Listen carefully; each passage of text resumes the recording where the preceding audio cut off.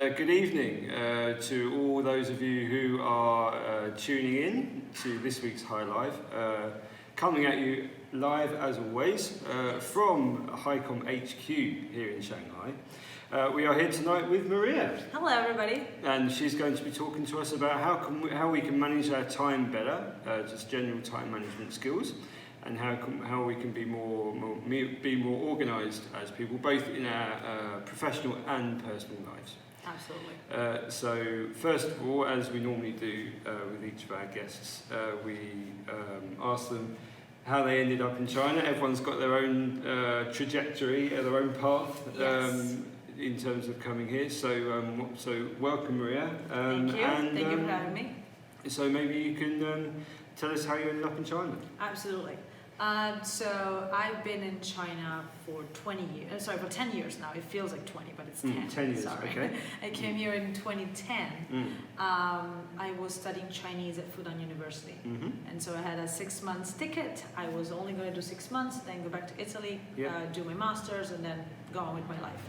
That clearly didn't happen. And I did more language courses, and then I was in China, so I wanted to try an internship here. I got an internship, which became a full-time job, which became another job, which became a laid off, and then became me being on my own and having my own business, and that's 10 years. So what type of jobs were you doing at the beginning with these internships? I'm just going to double check that we have sound. Normally we do, but I just... Fair, so that we're not talking to avoid. Exactly. Yeah, it's on, because there was a couple of weeks ago where they were saying, oh, we can't hear you, no one knows what you're saying. So no, hopefully people can hear us. Best to double check that, they should be able to anyway.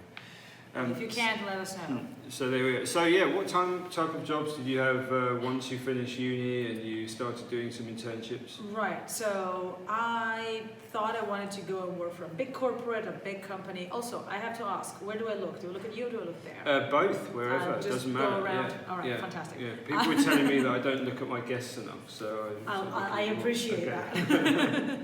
But I thought I wanted to go to a big corporate. I applied for a big corporate job like consulting. I didn't get into anything. And then I realized that I didn't want that. I actually wanted to go into a smaller company. So I found this company which does training and coaching and organizational development. And then I literally started with an internship, like, hey, hi, help us like send emails, make photocopies, like understand how the job works. And I realized that that was a job I could do, like train people and coach people, helping them develop some skills. I didn't know that was a job. So that's not usually the job that schools tell you can do after graduation. And would you say that it's something that's that isn't taught in China specifically? Because I think it's maybe they have such a focus on learning and just remembering things, and maybe they don't always take into account the secondary skills that you need in jobs, rather than just the primary, like the essential skill that you need. I think that it's getting better. I think that in the last 10 to 15 years it's getting better, because lots of like soft skills have been taught in schools, but it's definitely not widespread yet. So I think that there's still a job for people like us that are working with soft skills, communication, time management, productivity, and just the things that you need on top of whatever hard skill you need for being a programmer, for being a lawyer, for being a doctor, for being a whatever. So this is like an add-on that you need, like besides whatever your core skill is. It's all very well being an amazing, computer programmer. If you can't get to work on time, then it doesn't really, it's not going to be useful. True, and all of those things are not necessarily taught as a part of a curriculum. No, they're not. You either figure them out by yourself, which fair, or you have someone telling you that you need to do that, and then you go and look it up online. Or if your company is organized enough and like has a lot of like learning and development schemes, then you do go into training that is programmed for this level and this level and this level. But a lot of people who work for themselves, they don't necessarily have that. Because HR takes care of employees and payroll and whatever, and entrepreneurs usually don't just start their entrepreneurial journey with let me learn about time management. And it's not necessarily a priority, and they don't have an enormous amount of money to invest in those kinds of trainings. Fair.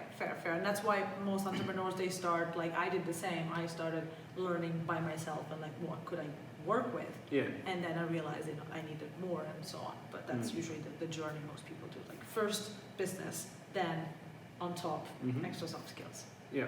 So in terms of the in terms of the soft skills, in terms of the mindset training that you do, how long is it now that you've been focusing on that? Mainly full time, is it? Or? Yeah, I do it full time. Although I do have a lot of different projects, so it feels like I do like everything full time. But I've been on my own working on coaching and training and mindset and communication for about 4 years now. Okay, great. So I don't think I had the courage to do that, but I got laid off from my last 9-to-5 job, and I was like, well, I don't really want a 9-to-5 job right now. Let's see if I can do this on my own. And then it turned out I could. And right. so Great. I was kind of pushed by life into try this and see how it goes. Like, okay, works okay. I can do that.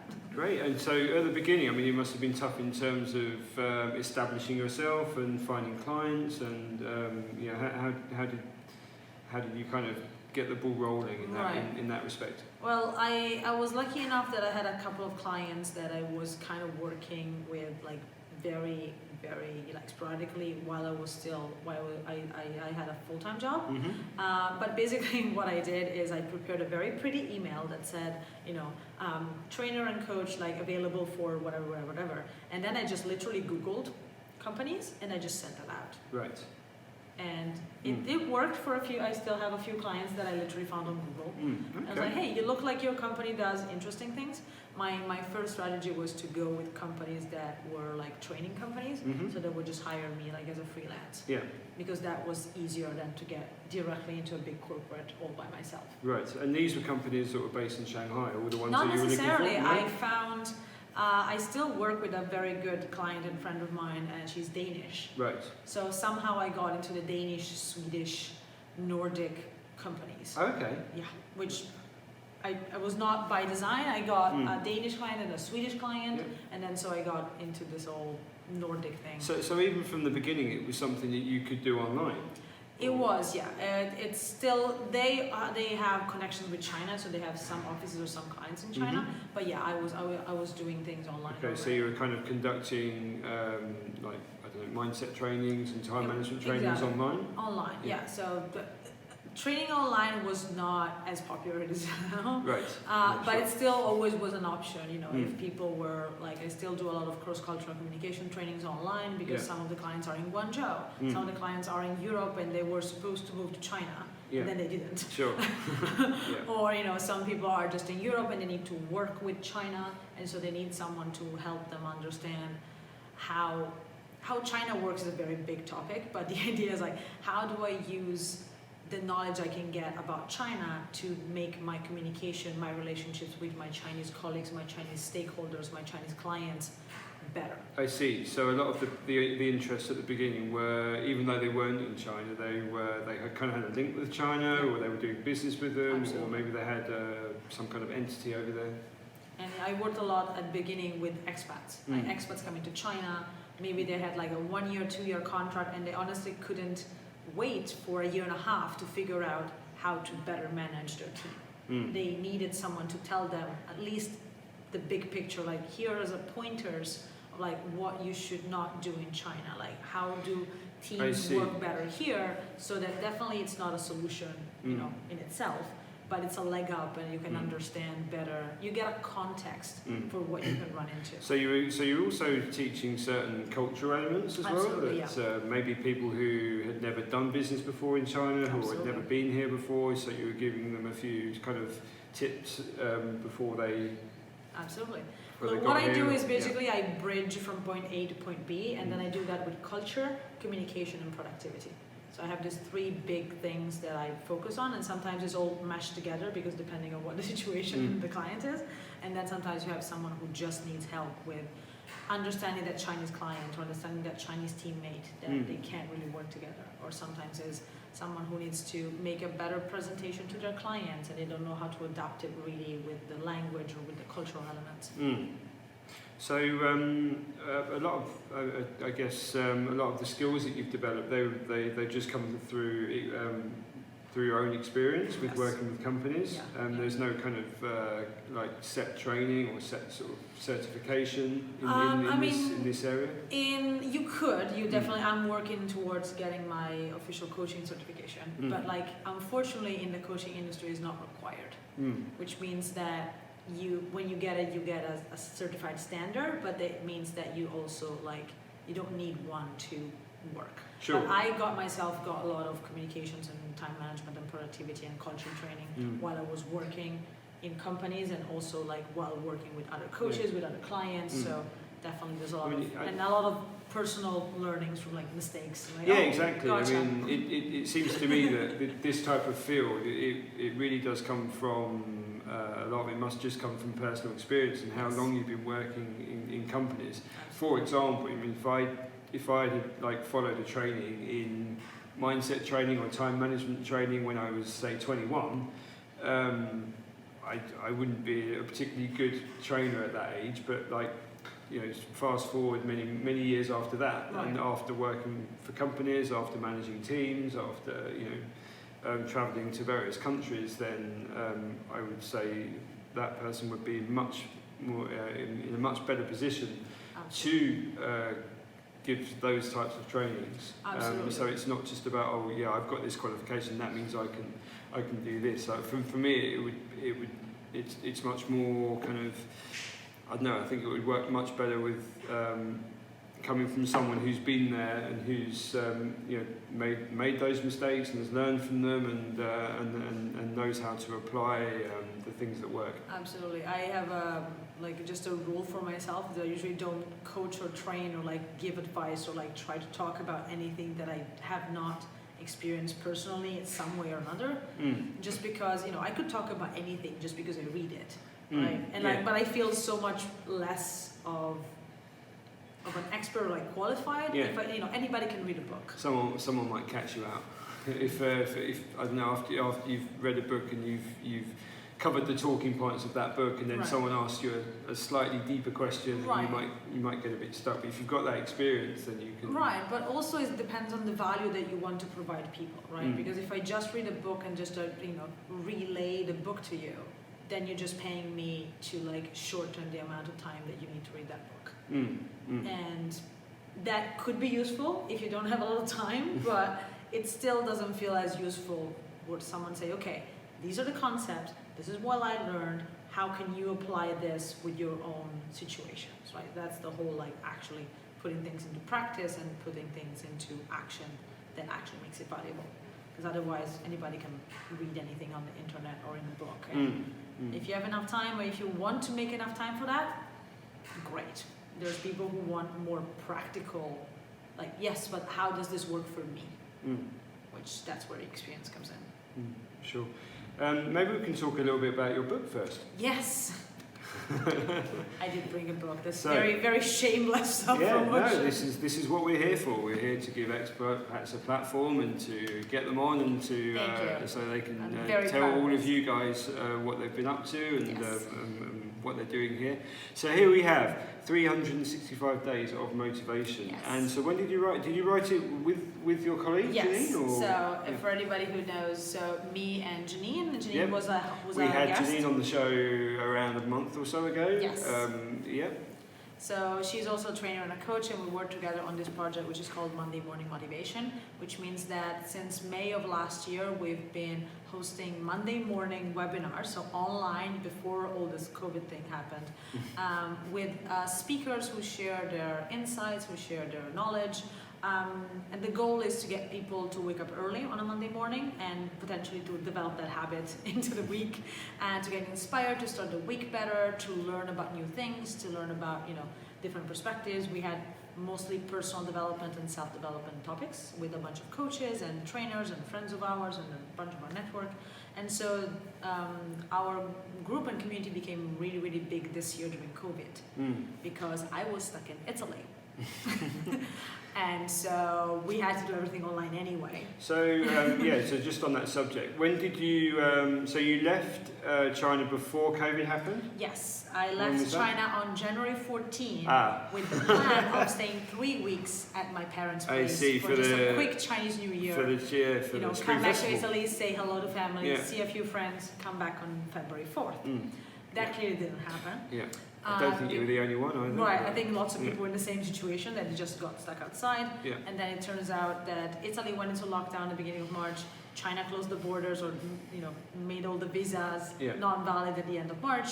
Mm, And so for a few months, it was no choice. mm, And then through a lot of help from colleagues and from the Italian Chamber of Commerce, I actually managed to get back here July 31st. Ah, great. I see. Good. So I was in Tianjin, Yeah. because my flight got to Tianjin, quarantined 2 weeks in Tianjin, Yeah. then got back to Shanghai middle of August. Gosh, great. And was Very happy to be there back. like invitation letters and all those kind of things? The paperwork, I think I signed my life away Yeah, a few times, yeah. because the amount of Yeah. paperwork I QR had to do codes and to get a visa was ridiculous. Mm. Regardless that I was here for 10 years with Yeah. a working visa, but So your visa was already valid for many years. I And then you had to get a my new work one, or? visa since 2012. Yeah. But because of the whole visa thing, basically the visa was not valid anymore. And Sure. also my visa expired in March, so I had to do I see. extra paperwork. It's fine. Yeah. But everything is sorted out now, Yeah. and it's easier to come back now, Yeah. slightly. Not, Slightly, not not- so much, yeah. but it's a tiny bit easier. Not easy enough for me to go back at No, all, but unfortunately not I've yet. cancelled this winter's vacation. I think unfortunately. that But for I think that's most the case for a expats, lot of this year will be a Christmas in Shanghai for everybody. people. Looks like it, yeah. Yeah. Because I Might don't be a think... few more events this Right, Christmas. we can have, yeah. everybody can have like a Yeah. gigantic Christmas dinner. Yeah, because you always hear about the sort of sad group of people saying, "Oh, anybody around for Christmas Day?" You know, Right. sometimes you hear No, I that, but think I this think there's year- going to be a few more people there in Shanghai this year. Everybody, let's celebrate Christmas and eat a lot. Mm. That's the point of Christmas. So when was the book written and when was it We're published? talking about this, yes. So basically, this is a book that it's. So we thought about, because we have a WeChat group, lots of WeChat groups, and we do share daily quotes, and people always tell us that those are very inspiring, and even if you're having a bad day, you just look at that, and could help with motivation. Yeah. And we don't pretend to help everybody all the time, but if it can help one person. So we thought, why not put that into a book and basically make a collection of quotes. Like it's 365, so it's one per day for the whole year. And there's like Are quotes. they dated or are you just? They are not, They're not. because you can start this anytime, Yeah. and you can also use it, when you just need a, I guess it would put people off. It was like January 1st, 2nd, and they weren't on the right date, That so they would creates just a sort lot of of leave it. pressure. Yeah. That I think that's the problem with New Year resolutions. That Yeah. everybody feels the pressure to do something, and then Mm. by the second week of January, you're like, not No, I feeling forget this. it, And this has also a few prompts for exercises. So we have gratitude, journaling, and weekly yeah. goals. That's exactly what Janine was talking about Yeah. a few weeks ago. There on Exactly, gratitude because journal. we do that personally because we like to do that, and we find that it's very helpful for many people. So why not create this also a pretty book that can have daily quotes, and then they can have a reminder, be grateful for what you have. What are your goals this week?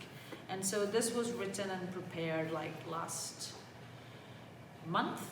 Since I've been great. back, Pretty neat then. Yeah, so Sweet. we're printing the second batch Mm. as we speak. Great. Because we sold that out. Wow, first batch. fantastic. And that we made it pretty with the little covers and whatnot. So we're learning. It's a learning Great. process. We printed the first ones we need to do better. But yeah, we're very excited, and we are working on another version very soon. Great. And where can our viewers find one? You can contact me, or you can find it in a flyer that I can share later. Yeah, Because sure. It's on YoPay. Yeah. Because that's easier. Yeah, well, you could. But it's not sold in stores because we're Right. not publishing it. Not for available in publishing any it. shops. No, it is a special deal that That we is have. so- Also an ebook, Mm. because we have lots of people who are outside of China, or they do not necessarily, maybe they want to print it themselves, or they don't want the physical book. Yeah. We have the ebook version that you can just have as a PDF. Mm. Still Okay, the same, fantastic. exactly the same. Yeah, so you can put the links in our WeChat groups. Absolutely. I'll be happy to. after the stream, I'll be happy to. and details And it of feels that. weird to have your picture Yeah. in the back of a book. You're like, yes, that's me. No, That's it's my great. name on a book. But hey, And the quotes have got like the people who They do, are yeah. We're not appropriating Not saying anybody's that they're IP, your- but yeah, you know, sure. it's like this is I like see. from Eleanor Roosevelt. This is yeah. from Dolly Yeah. Parton. So it's like, not just quotes; it's like exercises and Yeah. things that you can write down. Yes. It's for anybody who wants to scoop. This is organized by week, even though it doesn't say it so. Right. But every week you have weekly goals, reflection, and gratitude, and then the bunch like it goes by week. Right. It doesn't say because again we didn't want to make something that people were too concerned about falling behind, because that's something I have experienced lots of time, and lots of my clients, they try with a new habit and they go, okay, I'll do it. And then you do it for 3 days, 4 days, 5 days, and then you miss a day, and like, well, everything's I've missed done one now, so I'm not doing anything. the rest And of it. that's not true. Yeah. That's the biggest misconception that people have about habits, is that you don't have to be perfect all the time. As long as you keep picking it back up, that is honestly the biggest like resource that you can have, because nobody's gonna ever be perfect all the time. Like even if you want to wake up every day at 6 o'clock, at 4 o'clock, you're not gonna do that every single day for the rest of your life, and that's okay. It's not going to make a massive difference if you keep miss one. trying to get back on the horse, then honestly that push and that willingness to get back, it's much more important than the 3 days that you skipped. And once it does become a routine, then it's great. Of course. Then it starts to feel weird when you don't do it. Right, but then you notice it, and then the motivation and like the push to get back on it, it's stronger because you feel weird not doing whatever you've been doing, which is the intrinsic motivation and the idea of that. Well, your life is better because you feel better doing whatever, waking up, exercising, dieting, eating your veggies, whatever. It doesn't matter. It doesn't matter. Okay, great. We've got the guy who says, "Hi guys, I think that I don't actually know who that is. I don't recognise the picture and I don't recognise his number. But hello there anyway. Thanks for sending a message." So on the subject of time management, that we haven't really spoken at all about yet. Okay. I could speak about it for hours, so just stop me when you want me to. I mean, we did have these sort of three kind of getting into the right mindset. But I mean, I've got some questions here. Please, question away. So first of all, what do you think are the main reasons people struggle so much with managing their time in the first place? I think that the biggest thing that everybody says all the time is two things. So, I'm too busy, and I don't have I think time. we're all guilty of the first one. And I'm honestly also guilty of saying I'm too busy, but recently I had a conversation with a friend, and I said, I sent the usual message, "Hi, I just got back to China. I'm sure you're very busy, but can we meet up?" Yeah. And she said, "Actually, I'm not using busy anymore." And I'm like, that's actually a good idea, because I think the busy culture, it's kind of toxic. I'm so guilty of saying I'm busy. Especially in the entrepreneurial community. Yeah. In our company, I say Because all the and people time. may give me heat for it, I don't care. But like the hustle culture that everybody has to be on and working 24/7, otherwise you're not doing a good job. To me, it's toxic. It doesn't mean that you don't have to work for your goals. Far from me to say that. Yeah. But the pride that some people I've met that is like, I'm working 23 hours a day to launch my new business. And like, fair, but that's not sustainable. Yeah. It's absolutely not. And in your health, physical and mental, And it's will suffer from it's it. not necessary either as well. Right. And I think it's a very how to say. I mean, this is very, very relevant for our company right now in terms of how many hours people do and how much work they do. And I'm very much with the mentality that if you get all your work done in a very short space of time, it's no big deal if you go home early or if you're not. You're not going to get any gold stars if you're here until like 10 o'clock at 11 night. p.m. I'm not going to think, oh wow, this guy's amazing, he's working so hard. I'm going to think, no, go home, go and see family. Right, and unfortunately, yeah. in many work environments, both corporate, both big companies and small companies, entrepreneurs, like that is still seen as productivity or like getting stuff done means more time. And usually, most of the time, it's not true. It's actually inversely proportional. No, I don't know. Well, it's inversely proportional. Yeah, that's fine. Whatever that English word is. The idea is that like if you spend a lot of time doing something, it means you're probably either the task is too big, Mhm. or you're not using the right tools to get that done Yep. efficiently. Yep. And so what many people say is that I don't have time for the gym. I don't have time for, learning that language I wanted to learn. I don't have time for, reading that book that's been sitting on my nightstand since 2013 because someone recommended it and I have it. Yeah. The truth is though that everybody has 24 hours. There's my favorite Zig Ziglar quote that it's like, it's not the lack of time, it's the lack of, everybody has 24 hours. The problem is not the lack of time, it's the lack of direction. Because think of anybody who you think is successful, they have 24 hours a day. Time is the only thing that right now, so far as 2020, you can't buy more in an absolute sense. Yeah. Nobody has 24 Everyone hours. has the same amount. Yeah. Now, how you use that is completely up to you. Maybe sometimes not 100% up to you, depending on what your situation is. Yeah. But it's still about choices. It's never about what time you have. It's about what choices do you make with your time. And so I honestly find people who say, I try very, very hard never to say I don't have time for something. I still slip up sometimes because again, not perfect. But for example, I didn't make time this week to see my friend. Or I decided to spend more time this week. I just moved apartment. I basically haven't done any relevant work or seen people for like a week. And I realized today that I didn't make time for my friends. And that's on me because I chose to focus on moving and getting the apartment set up. Yeah. And it's not a choice I make lightly and I don't like it, but I had to. Yeah, but it's where the priorities come in. Right, exactly. Prioritizing. Exactly. So my 3 key things for time management are prioritize, organize, focus. It's not rocket science. I'm not telling you anything you don't know already. But the idea is that if you don't prioritize things, they will not get done. If the gym is not a priority, then you will prefer to chat with your friends and eat out to the gym. And that's not a bad choice. It's just that you can then say, oh, but I don't have time to go to the gym. Because going to the gym doesn't take more than an hour. Like exercising can also not be done just in the gym. You can just walk around. You can just do other things. But people, I think, make a lot of excuses. Yeah, and I think with in terms of the point you made about exercise as well, we had Rachel on. I don't know if you know Rachel. She was on as well a few weeks ago. She was a Monday morning motivation speaker. She's a friend. She's a fellow coach. And yeah, we've got the whole network on. And, Shanghai expat community is very tiny. Yeah, exactly. Yeah, no, it's a small world really.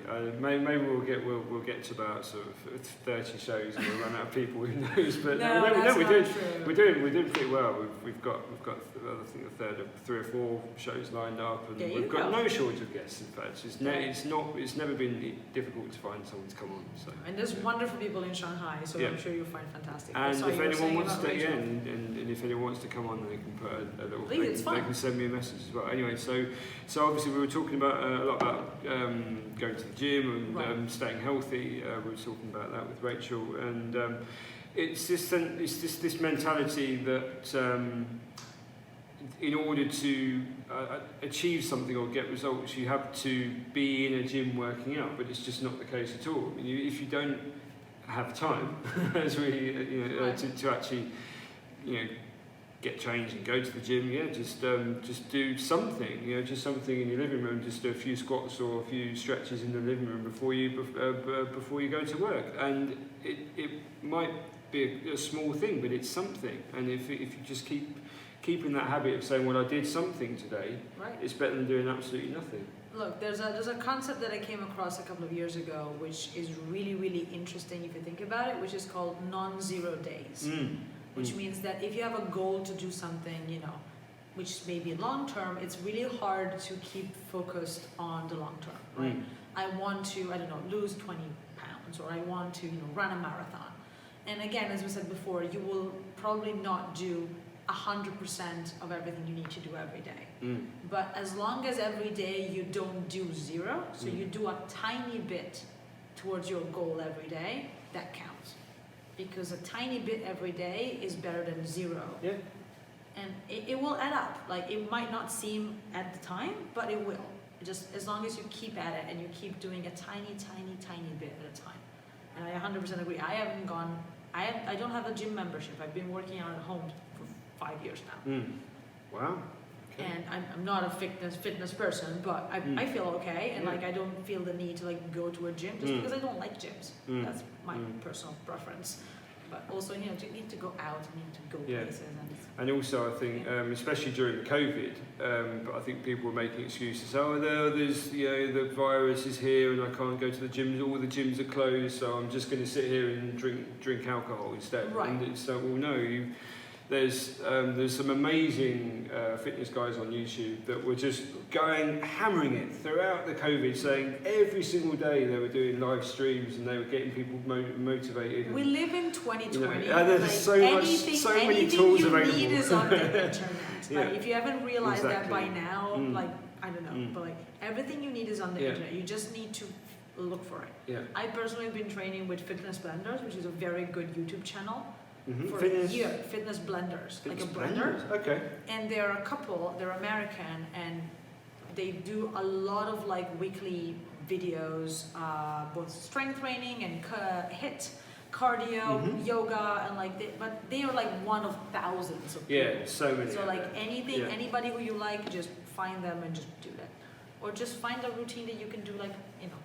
Yeah, and you hardly need any equipment, so maybe a few bands or a mat or just That's it. and that's it really. Just to But again, it stay comes in. down to how much do you think that is important to you? Because those 20 minutes, 30 minutes, 40 minutes is the same amount of time that you would spend swiping your WeChat before dinner, Yeah, exactly. right? And like, if you think about it, swiping WeChat, it feels good after a long day of work because you don't think about stuff, but how much value does it really give you? Like, it's a very short term, you know, what's it called? Gratification. Yeah. Which we all need sometimes. I'm not saying that, again, everybody doesn't have to be like extremely rigorous and do 1,000 push-ups every day. Sure. There's times for self-care and like indulging into a TV binge and like cake and hot chocolate and alcohol and whatever. But those have to be, you know, because there's a reason. If you make that the habit, then you're not working towards whatever goals you have, which, you know, might be getting healthier, which might be writing your book, which might be finding another job or finding a partner or whatever. And I think if there was a way of telling someone, did you know, James, that you spent 56 hours just scrolling through WeChat last week, or I don't know, in the space of say 3 or 4 weeks, and then that might really get them motivated just to actually think about it. Think, oh yeah, you know, they just think it's just a little bit, and they don't really sometimes realise exactly. Well, there's plenty How- of apps for that. how long. Are Yeah. there? I think that I don't have an iPhone, but I know that So you like can monitor the amount of time you spend on No, WeChat, for example. you can monitor. Okay, it's not. I don't know how specific it is, but I know that especially on the iPhone, there's a function that it tracks your screen time. Right. So it tracks like how much time you spend on specific apps. Right. I don't know exactly what in the app, if it shows like how much you're texting and how much you're like swiping. But for example, you can say this week you spent 25 hours on WeChat, you spend 20 hours on your email, you spend Right. 20 hours on whatever. And that could be, you know, a start. And especially I think it tracks the timing as well, like maybe in the evening or in the day. Yeah. So you know, if it's 11 o'clock at night, it's probably not work. You're probably just like swiping through exactly, channels yeah. and TikTok and Yeah. Douyin and videos and whatnot. I mean, and looking at screens late at night. I mean, that's another issue as well. But, Right. Everybody, you know, research has been done by multiple studies that says you should not look at your phone at least an hour before Yeah. going to bed. the blue light. The blue light, or you should get like, you know, the yellow light, that contrast, the blue light. Yeah. That's definitely an impact on sleep, and unfortunately, especially during COVID and especially during this digital age, we live through our phones. Like, we have a phone in front of us. Yeah, right there we now. are. There's would people not be sitting there doing watching this. us. Yeah. Right. But I realized that when I was in lockdown in Italy, because of course I was in Italy and my life is in China, and I was working on China time Yeah. basically. And my phone and my computer were the only two things that connected me to work, friends, some sort of a social life, because of course we were all in lockdown, so we had Sure. Zoom calls, you know, Yeah. with my friends in Italy and in China. And of course, I had to stop at some point because that was just too much Yeah. technology, like 15 hours in Just front of a so computer, much and screen it's time. so draining. Yeah. Yeah. But we do realize that without a phone, without internet, most of us would not have a job. Or Yeah, at least we would well, not be able to do our job in the same way. I mean, as a company, we were quite lucky, really. I mean, we were able to carry on like using Zoom, and Right, exactly. we weren't overall, looking back at it now, I mean, when you compare it to other industries, I mean, we weren't really that affected I at know, all, really. I know. So we got out of it quite lightly. I mean, we were affected a little bit, but when you look at how other In the bigger industries, pictures, no, you absolutely. could compare absolutely. it to how bad the other industries have suffered, where the theatre and the Yes, events, the all of that. F&B, Yeah, all of that. I F&B, mean, yeah. I think that most of us and most of my friends and colleagues, and they all work in some kind of service, like yeah, coaching and training and business services and business sort consulting. of face-to-face stuff. So that has mostly translated online. Clearly not the same. No. But then I have friends who work in the F&B industry, and clearly that can't be translated online. Hospitality, construction, and then all those things. And So you were still doing trainings when you were in Italy? Yes. Just, I was just doing it weird times. I was going to say about the time differences. Was did it We just cause said this major issues, morning, or? because today is Monday, we did a Monday morning motivation. Of Yeah. course, with a friend of ours, Sophie. She's also a coach, and she's in Switzerland right now. So for us, it was 7 a.m. For her, it was midnight. Yeah, I was going to say and 1 1 a.m. or o'clock. something. Yeah. And were you doing that in Italy as well? Yeah. You were staying up until 1 a.m. doing Monday morning. Well, the fun thing is that until the end of March, beginning of April, it was 7 hours Right. time difference. So I could do midnight to 2, roughly. Then it switched to 6 hours, which meant it was 1 to 3 a.m. Right. So from April to July, I did every Sunday night, 1 o'clock to 3 a.m. Look, I was also in lockdown. It's not that my Sundays were particularly exhausting, so I could true. nap a bit during the day. Yeah, but your And sleep patterns were a little My bit Monday out. was destroyed. I was not a productive person on Monday. I woke up at like 11 and You I was feel like you completely. had jet lag the whole time? Yes. So my Mondays were terrible, and I Yeah. had to actually work through that because then I had to get stuff done.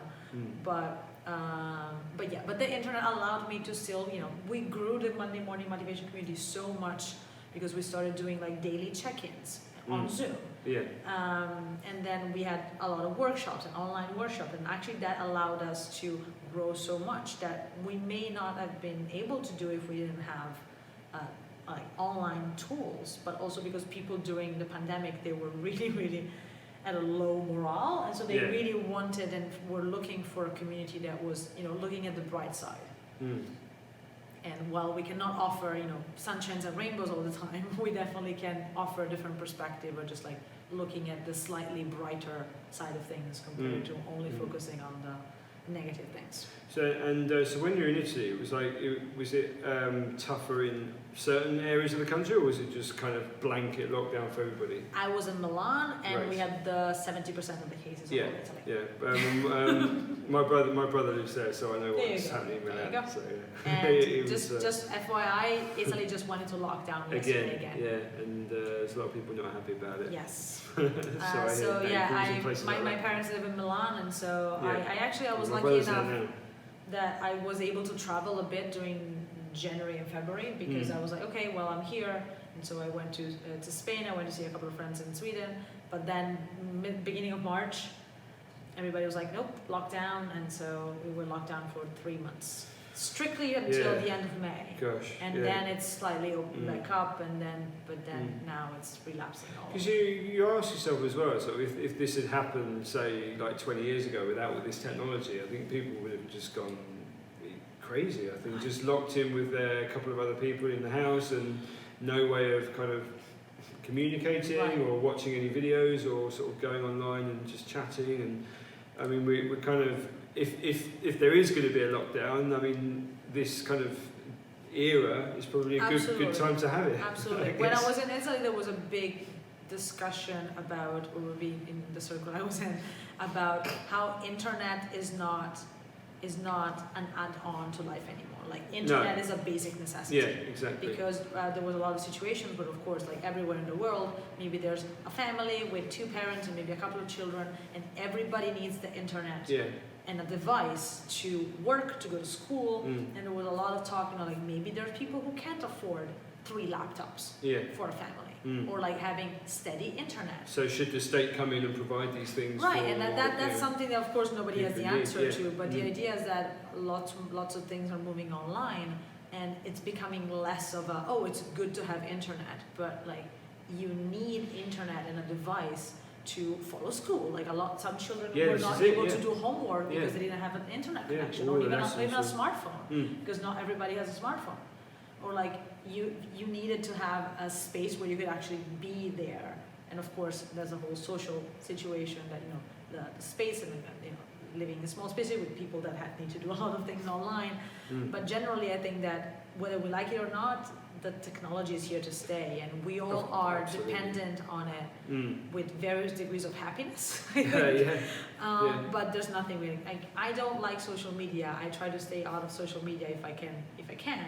But I cannot live without WeChat because I live in China. Sure, exactly, And whether I like it or not, WeChat is the thing, and it comes through for work, for personal, for anything. And whether I like it or not, I have to deal with it. Yeah, and if you can't deal with that, then maybe China isn't for you. Right. I guess I was having this discussion on LinkedIn, because the other social media I'm on is on LinkedIn, because I use it for work to get clients and to build a presence online. And I was having this discussion with a person who was saying, well, what are your email managing tips?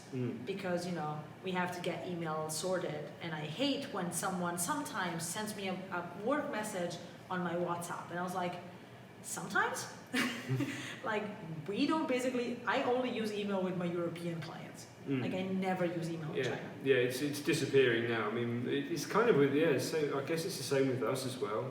It's like, I'll send that to you on email. No, just send it on WeChat. And that's our Chinese sales guys, they're using email less and less. But I mean, we still use it. I'm kind of, I don't know. I do see the point of email, and I do appreciate email because you get that little space between things that and you can breathe a little bit and respond immediately, and it doesn't bug you as much as a WeChat message. And of course, for record keeping, you have like a slightly more formal. I prefer it in that sense. I think you can just fill up your brain and all these groups, and everyone just sending messages, and I don't know, if you haven't looked at it for an hour, then you're kind of I have 75,000 messages. You're like, what am I going to do with my life? But I think there's going to come a time. I guess it's coming quite soon, whereby there aren't going to be any generations left that don't know any different, and that's very true. And that we're going to come to a point where everyone has lived. No one will remember a time where the technology wasn't there, and so we're kind of in this sort of half and half stage at the moment. I mean, because I don't know. I feel like half my life I didn't have it, and half my life I've had it, and I've kind of adapted to it, and I'm fine with it. But there are some people just not that much older than me, and certainly, and these are people who are not in China as well. Right. So I think that the foreigners who are in China, when you go back to Italy or France, you do feel a bit ahead. Look, I always do this, and every time I go back, I always marvel that I have to use cash. I'm like, why do I need a wallet? I don't want a wallet. I don't need one, and I have to use cash. People writing checks and all sorts. I'm so happy in China that I just can show my phone and I just pay, and it's so much more convenient. Like in Italy, when I was under lockdown, we had a very famous supermarket who was the only supermarket who, before the pandemic, was doing online delivery. Right. And they got, of course, flooded by requests so much that they had orders that were supposed to be delivered a month and a half after that day that you were checking out. Because of course people go to the supermarket and people have cars and people go to places. While in China, delivery is just like a normal things of life. You just get delivery. You need a glass. You go on Ele.me and you can find a bottle of whatever. You need medicines, go on Ele.me. You need food, go whatever. You need packing boxes, go on Ele.me or whatever. I think that's why I think things did seem to be quite. So I say you weren't sort of here around March or No, it was April not. time, but all the way through the lockdown here, there was no kind of massive kind of backlog with home deliveries, because I think it was something that the Chinese were already prepared for. It was an infrastructure that was completely Yes. already in place, Absolutely. and you had home delivery services in the UK, but they just got completely overwhelmed, and Right. they just were unable to cope. That one though does bring me back to something you mentioned before, because that's very true and it's so convenient. But I think that also makes like the expected speed of execution so much faster in China.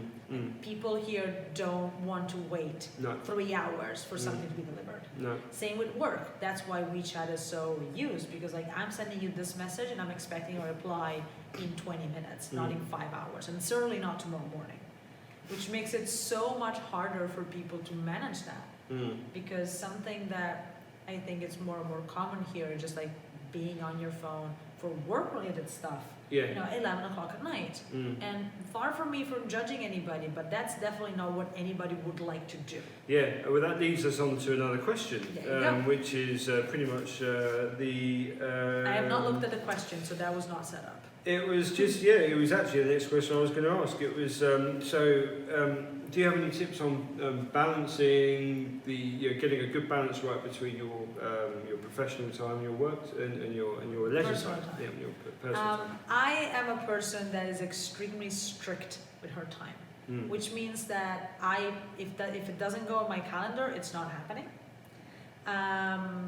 Which means that I try to schedule my appointments, my calls, my coachings, my trainings, and I do look at my calendar several times a day just to get an idea of like where I have to go next.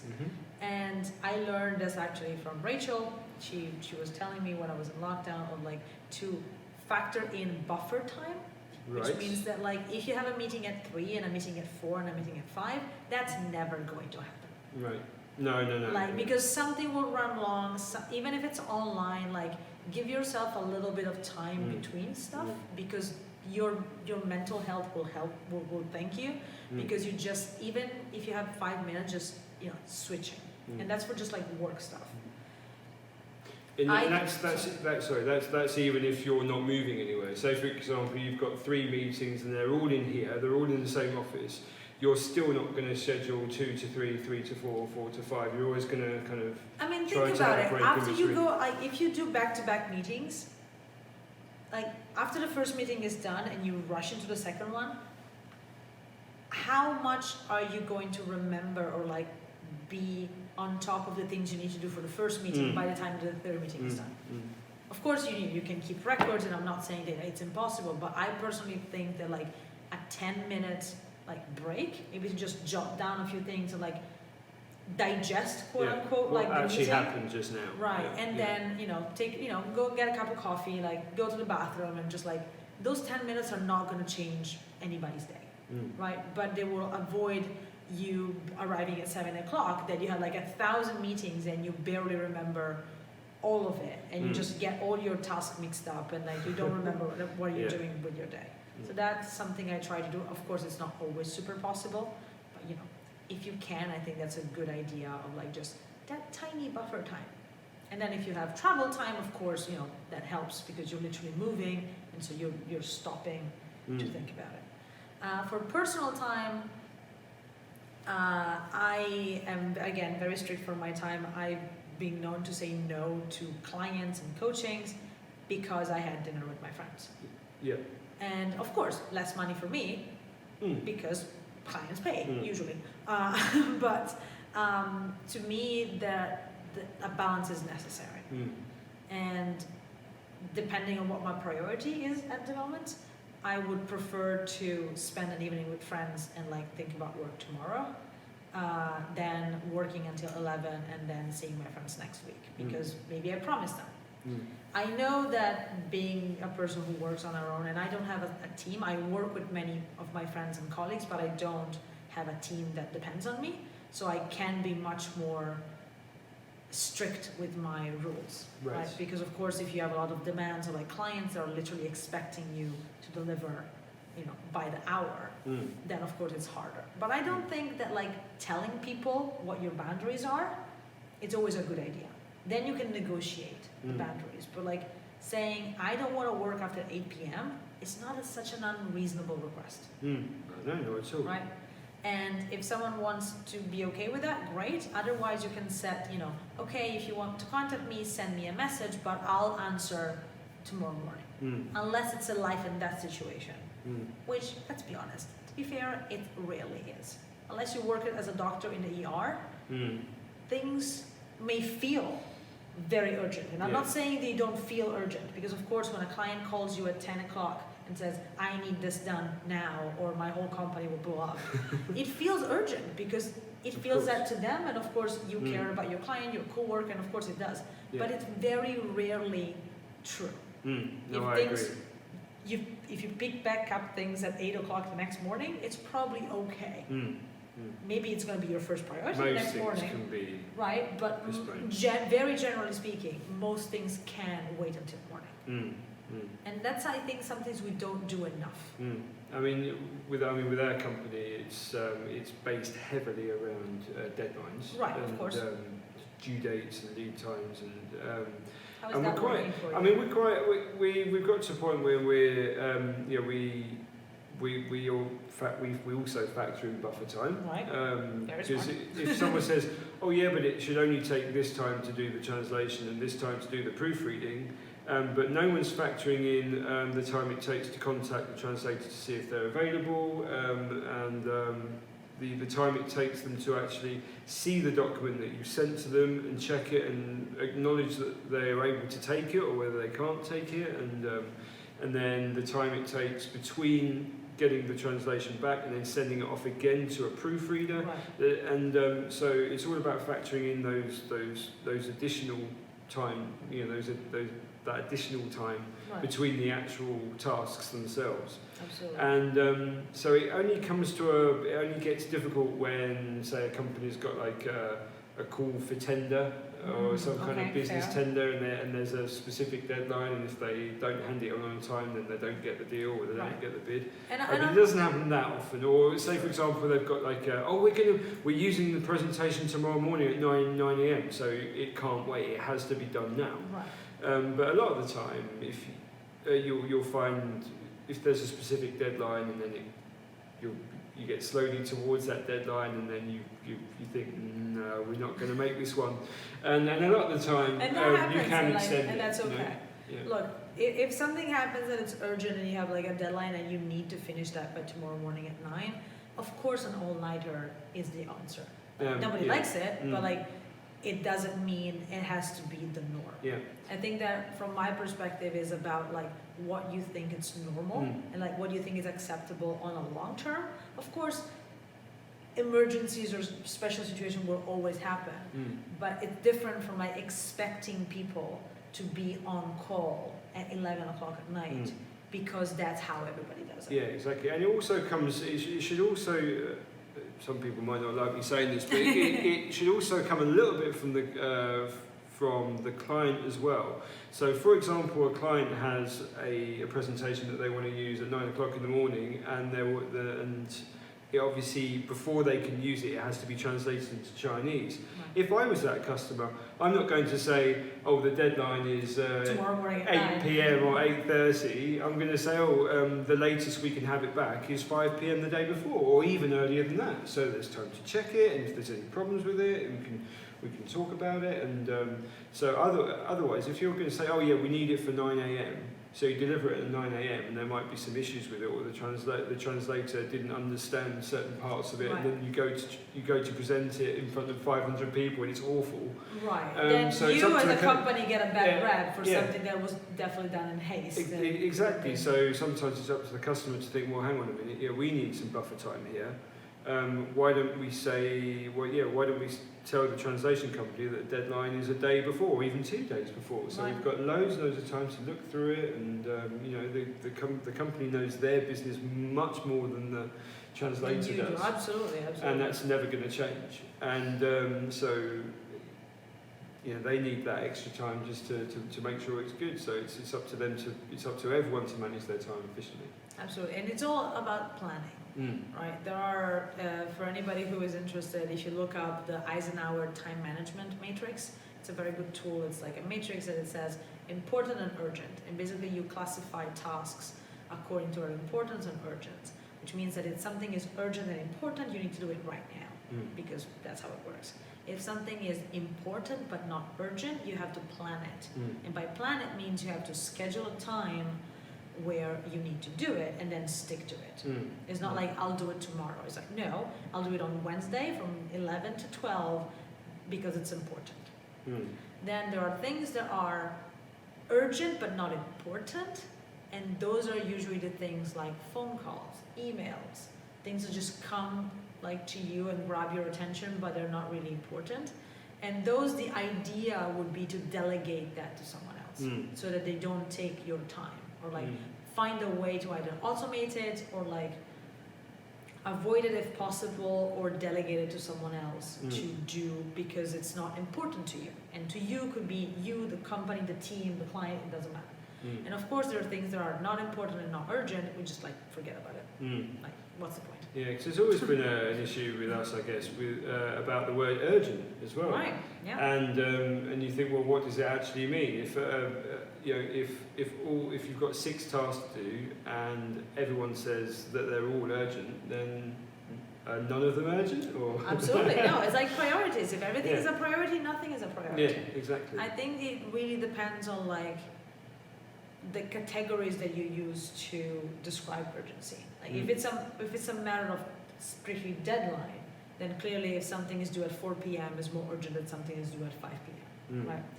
But urgent could also mean that maybe a client has the priority because they have like a bigger project, because they have like, they're more invested into XYZ, and so they have the priority, so that is more urgent compared to something else that maybe comes before, but it's not, I guess you just have to assess each task and go, well, which one can wait and which one simply can't. And I think that has to be like a constant assessment. Like, it has to be a constant checking. Like, don't assume just because you think something is urgent that everybody understands the urgency in the same way. Because it might be urgent to someone and not as urgent to someone else. And, absolutely. I was reading a book, and this is something that I tried, so I can speak about it. But it's about OKRs, which are objective and key results, which is one of the best things that I've ever read recently. And it was a very good story about how a company was using OKRs, like to get the goals, to get the company. And they were doing like, if you know, there's like priorities, and then there's goals, and then there's key results that you want to achieve. You have like a big goal, and then for each goal you get like 2 or 3 key results. Then grow the company. Yeah, what does that mean? Having 20,000 more followers on social media by March. And then you do it like quarterly. Yeah. And in that, there's a little metrics thingy that I can share in a group later. One thing is like things that are in the pipeline, but they're not urgent right now. Which is a good thing to keep in mind, because that changes like, and the suggestion was to do this with the team every Monday morning. So every Monday you have a meeting where everybody's on board with what are the priorities for the week. Now, depending on what line of work you are, you could do it every day, you could do it every couple of weeks, it doesn't matter. But I think that getting everybody on the same page of what we mean by it's urgent and what we mean by it needs to be done with this priority, it's a good reminder, because never assume. True. That's true everywhere, and in China even more so. Just don't.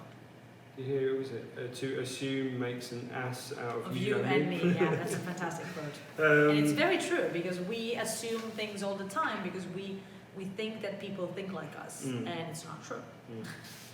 Okay, well, I think we've already come to the end. It is 8:30. We've already reached an hour. Oh, wow. Yeah, we were pretty quick. Yeah, that was fun. I had a few more questions, but I'll ask you one more. I want this one. Yeah, this is. I want you to choose this question. In terms of that was the one I was going to ask you. There you go, fantastic. In terms of Online planning tools, mobile apps, those kind of things. Are there any kind of tools that can make you Life better? make you super organised and make you manage your time really effectively? So I have this slide in my deck that I usually use for time management, which means like make your brain, like help your brain, or like your brain is not made to remember things. Your brain is made to process things. So if you rely only on your brain to remember things you have to do, you're gonna have a really bad time. Because your brain will get overwhelmed and you will forget things, regardless how old you are, regardless of what you're doing. Your brain will forget things because we're all humans. So to me, it doesn't matter if you use a piece of paper, a stone tablet, a phone, a computer, your bedroom wall. It doesn't matter. It doesn't matter as long as you have a system that lets you do 3 things basically. This is like GTD, like getting things done, like one-on-one. Collect the information. As long as you have someone sending you a WeChat message, sending you an email, you have to store that information somewhere, and that's not your brain.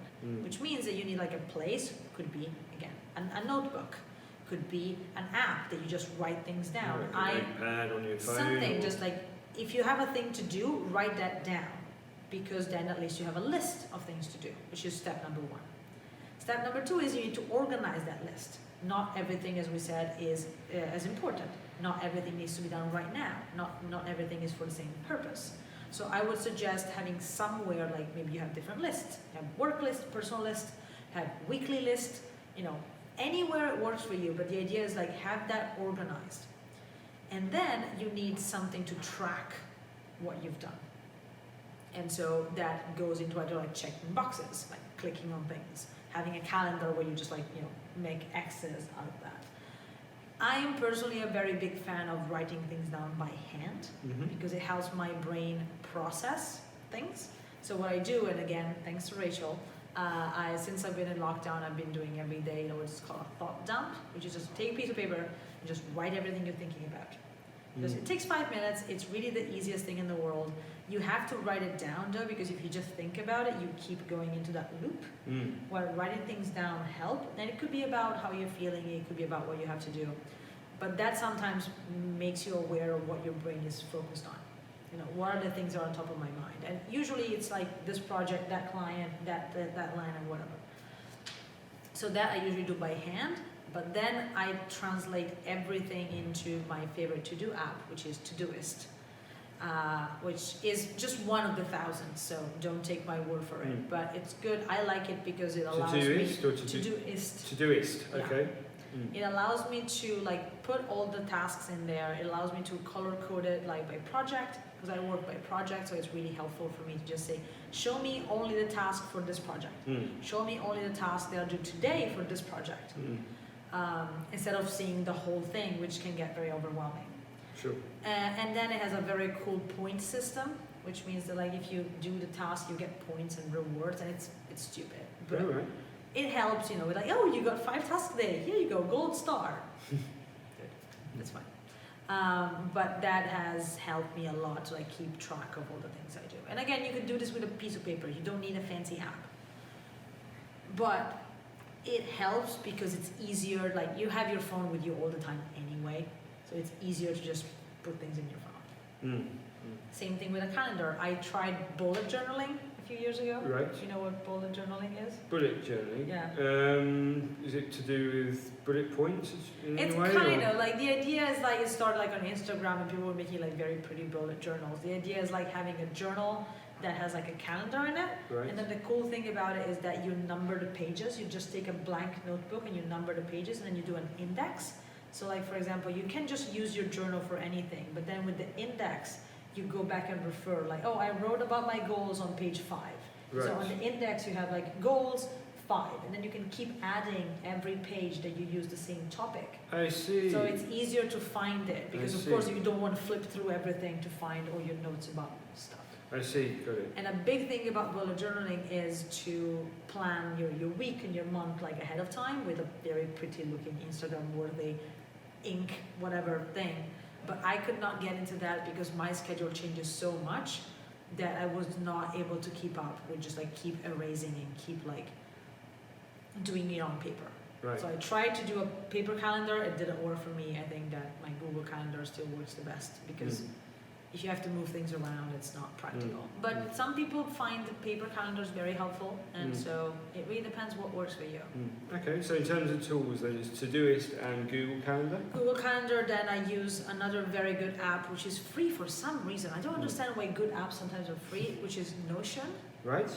I don't know if you guys know it. It's the best app ever. It's basically it's basically a information storage place, Right. which means that things are organized by pages.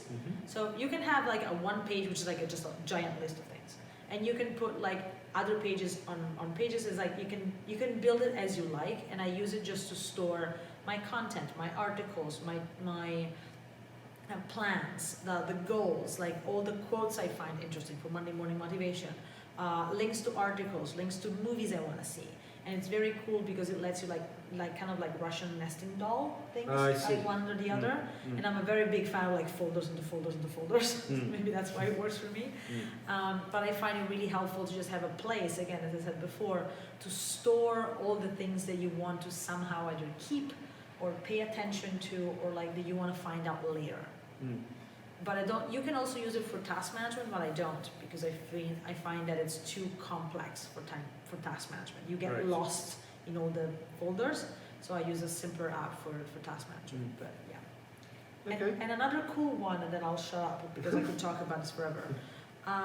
If you guys have trouble focusing, if you guys have trouble, you're on your phone and you feel like you have to do something, but one last WeChat message or one last, Instagram post or like Facebook or whatever. There's a very cool app that's called Forest. Right. That helps you with not getting distracted on the phone. Right. There's actually a term for it. It's called phubbing, Phubbing. Right. Which is like when you're using your phone instead of like doing something else. Like when people are at lunch, and instead of talking to each other, they're on their phone. They're just phubbing. Yeah. I see. I've And not because heard that before. because our phones are in our hands all the time, Yeah. so of course if your phone is on the table and it rings, you want to pick it up. That's what it's designed for. Like notifications are designed to grab your attention. That's what they are for. And so that app is very cute and very cool. Basically, you say, okay, I want to focus for 30 minutes, 20 minutes, an hour and a half. It depends. You can just set your time, and then you tell the app, okay, start. And the app starts with a little like tiny tree. And if you complete your time without switching, so without going to a different app or without picking up your phone, you create a little forest. If you don't, the tree dies. It's very disheartening when you see your little tree dead. And it's, they have also have like a program where they actually plant trees in the desert region, so there's a whole thing about it. But what I find really helpful is that you're committing to this little tree that you won't look at your phone for 30 minutes. Right. And again, depending what industry you're in, usually not looking at your WeChat for 30 minutes, it's not going to be the end of the world. No. Depending on the time of day and the time of what's happening, but 30 minutes, half an hour, like 45 minutes, even an hour, it's not going to be the end of the world. It feels like it, but it's not. Trust me. That's it. Okay, great. So so just one final thing. What's on the schedule for the next few days? Have you got some I don't know, got some clients coming up, or you got some more training sessions? Any events? I have a couple of things in the pipeline. I'm working on a Danish client, cross-cultural communication in November, so I'm working on that. We're working on version 2 of this. Wow. So that's happening on Thursday. We have a meeting with Monday morning. This week is Halloween week, which means that everybody's doing Halloween stuff. Yep.